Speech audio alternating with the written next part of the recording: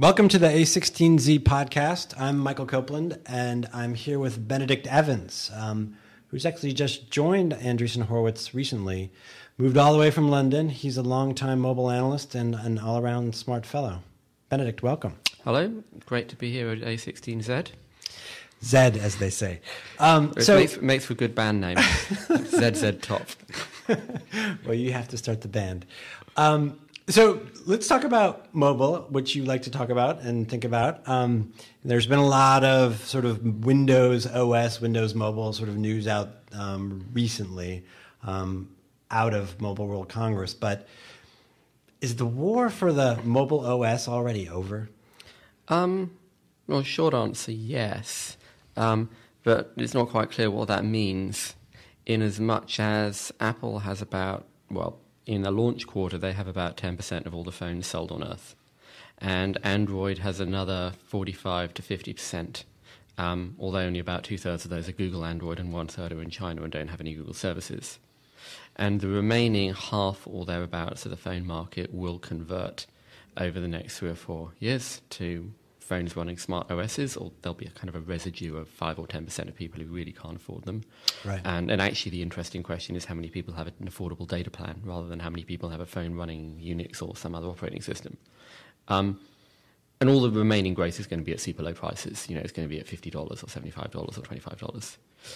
And there's a little bit of skirmishing around the edges, yes. So you've got Firefox playing one rather eccentric business model over on one side, and you have Microsoft's Windows Phone, which is now being combined with Nokia, selling in fairly small numbers in a certain number of middle-income and emerging markets, exclusively at very low prices. So if you look at Nokia's ASP, it's very clear they're only selling the low-end phones. They're only selling the 520 or the 530 and the 610.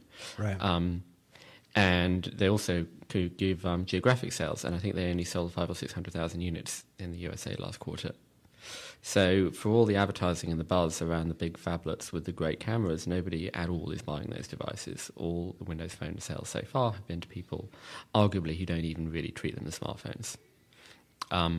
So that may change, and there's some interesting things around what Microsoft might do with that, what Nokia is trying to do with Android.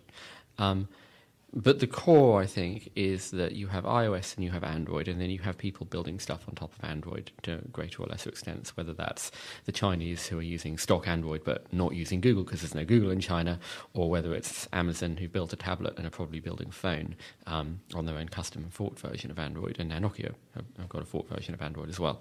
But that's almost like, it's like looking at the Second World War and arguing about who's going to beat the Italians. It doesn't really matter. Right. For all practical purposes, we have two substantial ecosystems, and as things play out with the current dynamics, which aren't really going to change in the next 2 or 3 years, we will end up with 700, 800, 900 million iOS devices in use on Earth. It's probably about 500 now. And we'll end up with 2, maybe 3 billion Android devices in use on Earth. Billion. So a factor of, Yeah. Because 5 or 6 times. Well, there's probably 3.5 to 4 billion mobile phone users on Earth. There's quite a lot more SIM cards, but lots of people have multiple SIMs, especially when you go to markets like India or Africa, for coverage and for also to get on network pricing deals and so on. So you've got 3.5 to 4 billion people on Earth. You've got a phone. You probably only really, as a developer or a technology company, it's probably the top 2 billion to 2.5 billion are the people who are really spending money, and the other half, you're looking at people who are spending $1, $5 a month, $2 a month, $1 a month, and buying a $20, $30 phone, which is where the half of the market is now. And so the question is, well, what happens on top of that platform? Right. I mean, have we seen this play out before in the PC landscape, for example? And are there analogies that we can point to see where we're headed next? Well, this is the question. Apple will top out, so there's a very obvious argument that says that the biggest ecosystem has a gravitational pull that sucks in the developers and sucks in the usage, and that becomes self-fulfilling, that it's got the best apps, so that's where the consumers who want the best apps go, and so that's where the developers go, and it's a sort of virtuous circle. And that's certainly what happened with Microsoft 20, 30 years ago. The problem is that, as a professor at my old college at Cambridge said, the only thing that history teaches you is that something will happen. And, the dynamics of the PC industry was so different that it's really quite unhelpful to draw that comparison. For example, at the critical period of the PC industry, most of the sales were corporate. Right. And corporate buyers wanted 1,500 generic boxes that they would put under people's desks. So they didn't care what they looked like, they didn't care how easy the user interface was, because they were never going to be reconfigured and they were going to run one app. And they wanted a quote from 5 vendors and they picked the lowest quote. And so Apple didn't have product market fit. And Microsoft Wintel did. Right. That's clearly not how phones get bought. Mm-hmm. Phones get bought by individuals on fit and feel and the user experience and design. And they're not, by and large, sold on specs. At least they're not sold on... They're sort of sold on some of the experiences that some of the specs can provide, but they're not sold on RAM. And so Apple now does have product market fit. It's selling exactly into the kind of buying environment that suits what they've been doing for 30 years. But I think there's a sort of broader point, and the specific ecosystem point. As I said, if presume for the sake of argument that there are winner-takes-all dynamics around smartphone mobile operating systems, as there were with PCs, that's where everything is, so that's where everything is. Well, Apple's going to have 800 million users before there's time for those effects to kick in. Right. Now imagine you are Marks and Spencer's, or Target, or Bank of America, or Carrefour, or Aldi, or Walmart. You've mentioned Carrefour, but you're in the United States now, so we're any retailer, right? And it is actually, and it's a specific point. It is actually a country by country issue. Right. If you are Carrefour in France, right now you have an Android app and an iOS app. Do you have a Windows Phone app? Probably not, because there's no Windows Phone users in your country, and the people who do have Windows Phone are, it's too small to be worth bothering with. But you're not going to pull the iOS app, the iPhone app, because that's only a third of the subscriber base. Right. You're not even going to pull it if it was to drop to a quarter or even 10% of your subscriber base. And actually, if you were to look at share of value right now, it's probably 3/4 of your basket size. And so the market share number...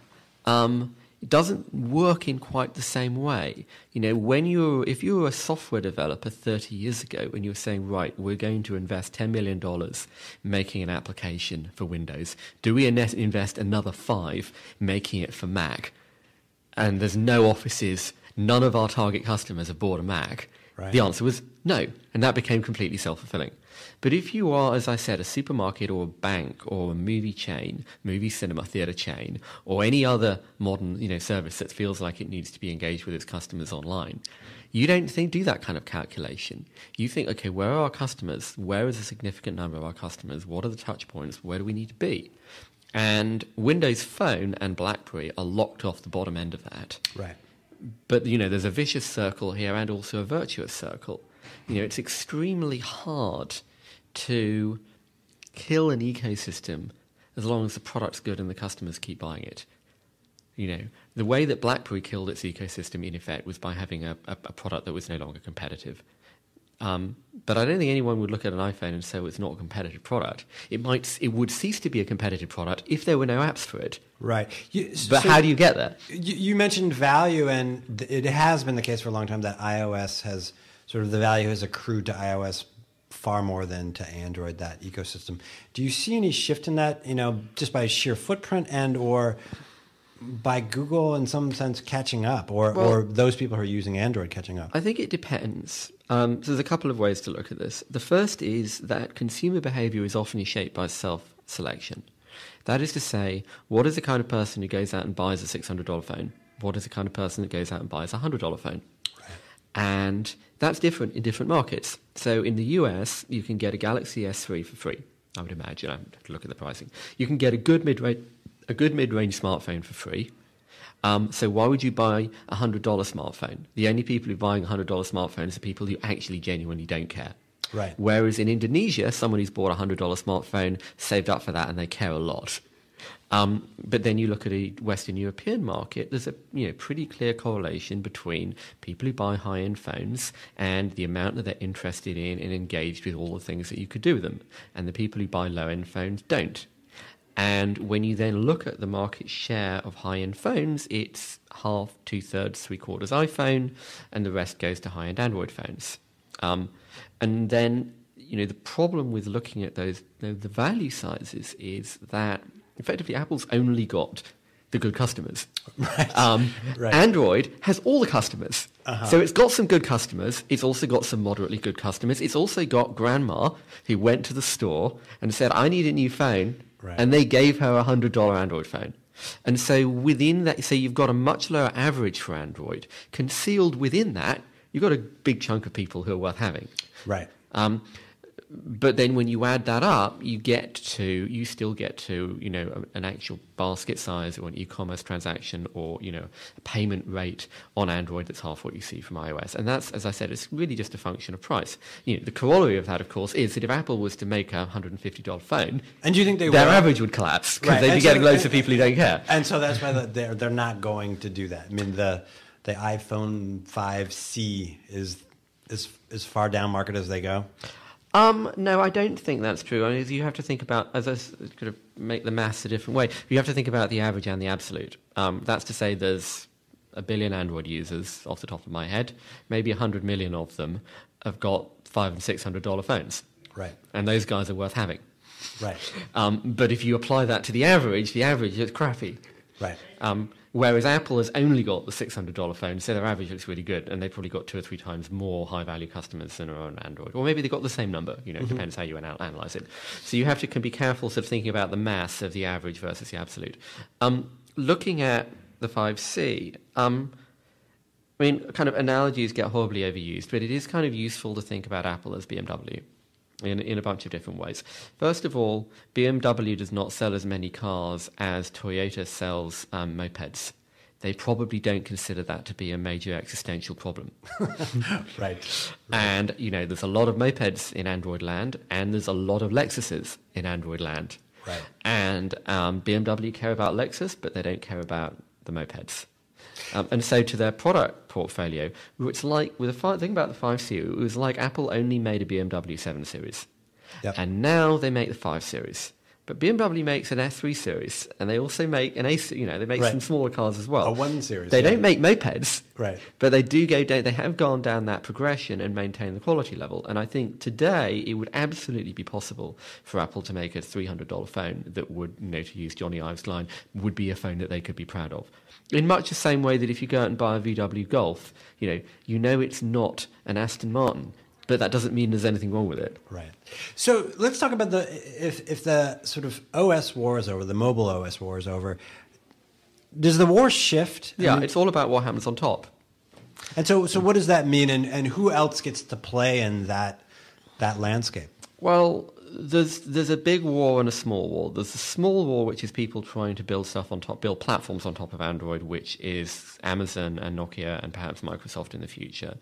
And in that case, it's a lot easier to see what problem they're solving for themselves than what problem they're solving for the consumer, frankly. But the more interesting thing is when you look at what it means to say a smartphone or to say the mobile internet. If you think about how the desktop internet worked, we've probably all had this conversation where you explain to somebody that the internet and the web are not the same thing. But for all practical purposes, they were. Right. There were a few things like Spotify and Skype around the edges, but basically for 20 years, the internet and the web were the same thing. And that's not the case on mobile. On the desktop, you had this box on the screen, and everything happened in that box. And there was a little bit of fighting 15 years ago about who got to make that box. And the Andreessen in Andreessen Horowitz has some opinions about that. No doubt.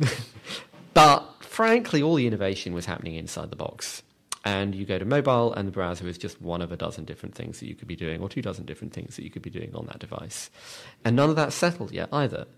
If I was to say that I installed an app on my Android smartphone in 5 years' time, I don't know what any of those words would mean. I don't know what installed would mean, because is that a web app? Is it something happening within a messaging system? Is it a card that's being loaded dynamically by the operating system as I hold my phone up to a menu outside a restaurant? Has that been installed? I don't know what app would mean for the same reason. I don't know what Android's going to mean in 5 years' time. I don't think anybody knows what Android is going to mean in 5 years' time, and how that interacts with Chrome, and how that interacts with Google Play services, and where the innovation and the levers of interaction will sit on that platform. And of course, there's also wild card about what you mean by phone. We may be sitting here waving our hands in the air, or looking at watches, or looking at smart glasses. And the thing that's really missing in that space is more silly acronyms. Samsung gave us the phablet, but we really need to be talking about the smotch and the wablet as well to kind of go with it.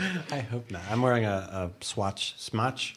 Anyway, just to poke a little bit on that theme, do you think that the control goes away from Google and Apple in that sense? That, like, if there's all these different players, if we don't know, like, who owns the relationship? Or are you seeing signs that the relationship is, sort of shifting? I mean, Apple certainly has a tight hold, but in the Android world, does Google get to have the relationship, or is it something else? Well, it's an interesting question about what Google is trying, and there's a Facebook story in here as well, of course. But there's an interesting question as to what it is that Google and Apple are trying to do. And I think, in a sense, the problem that people have looking at these businesses is they're actually, in a sense, much simpler than people think. Apple makes $300, $400, $500 boxes with circuit boards inside with a great experience. Right. They're not going to buy an airline so they can replace the in-flight entertainment system with iPads. Right. They're not going to buy a TV company. They're not going to buy a mobile operator. They're not going to buy an air freight business. They make boxes with circuit boards in, and they try and make them the best boxes they possibly can. Right. And Google is a vast machine learning engine that spent 15 years stuffing itself with data, and web search is an expression of that. Just as buying books is an expression of Amazon as a logistics platform. Right. So Amazon isn't a books company. And web search is an expression of Google's machine learning platform. So is Gmail, so is Maps, so is Now, so is the advertising platform that pays for it all. But those are all applications that sit on top of, maybe not in a literal sense, but in a metaphorical sense. They're all things that sit on top of an underlying machine learning project. Right.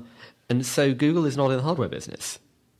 Well, $12.5 billion later, and then selling Motorola again. But yeah, well, it wasn't 12.5 because it was 9.5 with cash, and then they sold the cable business. Okay. But yeah, I mean that was basically an enormous patent infringement fine as much as anything else. I think no, but the issue is just as Apple is not a cloud company, although it would sort of like to be sometimes. But it's only a cloud company in as much as it needs to be a cloud company. And there's a question for coming back to our point about ecosystems. The poison pill for Apple is not only having 800 million active devices. Is Google doing something in the cloud that Apple can't do that means you have to buy a not Apple device? Right. But it's hard to see how Apple, to my point about what Google's trying to do, Google is not in a one-to-one fight to the death with Apple. You could argue it's in a one-to-one fight to the death with Facebook. Mm-hmm. Or even potentially with Amazon. But Apple is a channel. For Google, the objective is reach. Reach so that people can use its search, can see its advertising, also reach that it gets information back into that learning engine. And of course, that's what Google Plus is about. Google Plus is not a search engine, social network, for heaven's sake. It's about indexing the users. It's page rank for the users. Right. And so for Google, that means the sort of as I said, the platform war ended and Google and Apple both won because Google and Apple both got what they wanted, but they wanted different things. And everybody that goes out and buys an iPhone is using Google Search and Google Maps as long as Google Search and Google Maps are good. Right. And Google's problem is making sure that Maps and Search are good. And for Apple, if you're using Google Maps or Google Search on an iPhone, that's not a problem as long as you're buying an iPhone. And you'll buy an iPhone as long as the iPhone is good. And that's Apple's problem. So let's shift gears a little bit. And you mentioned Facebook, but if you are an entrepreneur and somebody who wants to insinuate yourself into this ecosystem, how do you do it these days? And going forward, how do you, I guess, preserve your own leverage in the face of this massive footprint by Google and Android and Apple and iOS? Well, I think there's two ways to think about this. One is that a smartphone is a richer and more complex and more sophisticated platform than the web. And it's also a vastly bigger platform than the web. I mean, we kind of threw around some big numbers earlier, but there will be, as it might be, 3 billion smartphones on Earth, with a massive range of income and capability and so on, and income of the users. As massive as there are people, right? Yeah, exactly. It will effectively be half the population of Earth will have a smartphone. And that compares with something like 1.5 billion PCs. And those PCs are either shared at home or locked down at work and don't go anywhere. They're not really portable. And so you have twice the number of devices. Those devices, as I said, and those then devices are in everyone's hand all the time, as opposed to being in a desk or in a study or shared with your brother or something. And so the size of the internet gets 2 or 3 or 4 or 5 times bigger, just as a consequence of the shift from PC to mobile. And it still baffles me. I get flamed for daring to compare smartphone sales to PC sales. So people think that smartphones are like, still think that smartphones are a toy. They're not. Right. It's like thinking a PC is a toy and real men need mainframes, for God's sake. The smartphones are the dominant computing platform and the dominant internet platform. And will completely supplant PCs in importance. And they have a much more rich and much more complex set of options and opportunities and ways of engaging with users and, of course, ways of gaining users. And you can see that in a very small way in the acquisition of WhatsApp, which was like a fantastic case study of everything that's going on online. And one of the things it illustrated is just how big you can get if you get really lucky with the right idea and execute really well. 10 years ago, put it another way, in the time of the first internet bubble, a prototypical startup, an archetypal startup, you would have 100 people and you'd have raised $10 million and you'd have 1 million users. Right. And now... If you were off to the races, yeah. Yeah, exactly. And now you'll have raised $1 million and you'll have 10 people and you'll have 100 million users. Right. So the whole thing has been completely turned on its head, and mobile is a big part of that. So that's one sort of point about scale. I think the second point is that we're kind of in a pre-PageRank phase for how people discover and engage stuff online. That's to say, an app store now looks a lot like Yahoo 20 years ago. Sea of it always sounds like I'm trying to do a comedy routine when I describe this. It's like there was a website that listed every website that there was, and you could scroll through them all. And it was news when there was a new website. It would you go to Yahoo, I swear to God, you'd go to Netscape's What's Hot page, and it would say, the Morningwood, Arkansas Elementary School has got a website. It was like that was on the front page of your browser when you loaded the browser. Right. Well, And, you see this. To me, my point is that's what an app store is now. Right. You can browse every app that there is, but there's 1 million apps. So we haven't moved to the point where we discover, okay, how do we know what's going on? Mm-hmm. And part of that is some sort of manual curation. Part of it is better search in the app stores. And it's, it's a generic problem for both Apple and Google. They've got 1 million apps in their store. Right. But I don't think that is an execution problem it's not a question of improving the execution of what they're doing now. I mean, to me, a startup that says, we made an app and it's in the app store and it can't be discovered is like a writer who says, I wrote this book and it's in Amazon and no one can discover it there. It's like, well, they've got 25 million SKUs. Right. They can't put your book on the homepage necessarily. Right. So it's up to you.